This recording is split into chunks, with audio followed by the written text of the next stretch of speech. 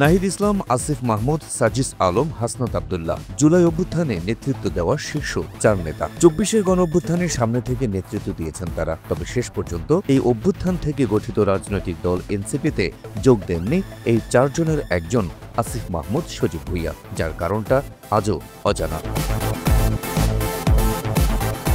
এবারের নির্বাচনকে সামনে রেখে প্রশ্ন উঠেছে, তাহলে কোন দল থেকে নির্বাচন করবেন আসিফ?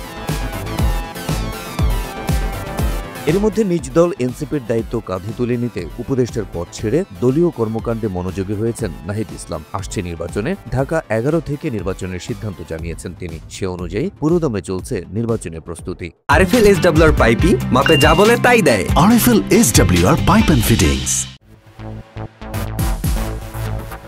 তবে এখন পর্যন্ত উপদেষ্টা পদেই বহাল আছেন আসিফ, যোগ দেননি এনসিপিতে। এমন পরিস্থিতিতে সরকার থেকে পদত্যাগের ইঙ্গিত দিয়েছেন ক্রীড়া উপদেষ্টা হিসেবে দায়িত্ব পালন করা আসিফ মাহমুদ সজীব ভুঁইয়া। জানালেন, সরকারের উচ্চ পর্যায়ের সিদ্ধান্ত হলেই উপদেষ্টা পরিষদ থেকে পদত্যাগ করবেন তিনি, আর তারপরেই পুরোপুরি মনোযোগী হবেন রাজনীতিতে, নেবেন নির্বাচনের প্রস্তুতি। তবে কোন দল থেকে আর কোন আসন থেকে সেটির স্পষ্টতা মেলেনি।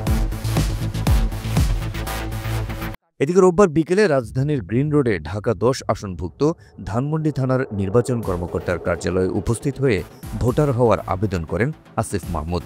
আর সেখানেই সাংবাদিকদের আসিফ মাহমুদ জানান, তিনি ঢাকা থেকেই নির্বাচন করবেন। এ থেকে ধারণা করা যায় ঢাকা ১০ আসন থেকে নির্বাচন করতে পারেন তিনি।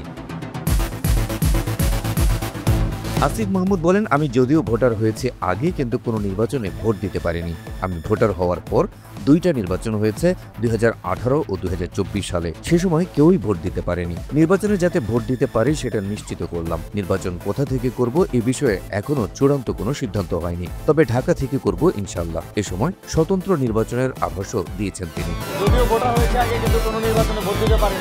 প্রথমবারের মতো জাতীয় নির্বাচনে অংশ নিতে যাচ্ছে জুলাই অভ্যুত্থানের নেতৃত্ব দেওয়া ছাত্রদের নিয়ে তৈরি রাজনৈতিক দল এনসিপি। সরকারে যেতে না পারলেও একটি শক্তিশালী বিরোধী দল হিসেবে আত্মপ্রকাশের সম্ভাবনা দেখছে দলটি। আর আগামী ১০ বছরের মধ্যে এদেশে সরকার গঠনেরও প্রত্যাশা করছেন দলের কাণ্ডারীরা। তবে এই সম্ভাবনাময় দলে যোগ না দেওয়া এবং স্বতন্ত্র নির্বাচনের আভাস দেওয়ার মধ্য দিয়ে কি বার্তা দিতে চাইছেন জুলাই আন্দোলনের নেতা আসিফ মাহমুদ সজীব ভুঁইয়া?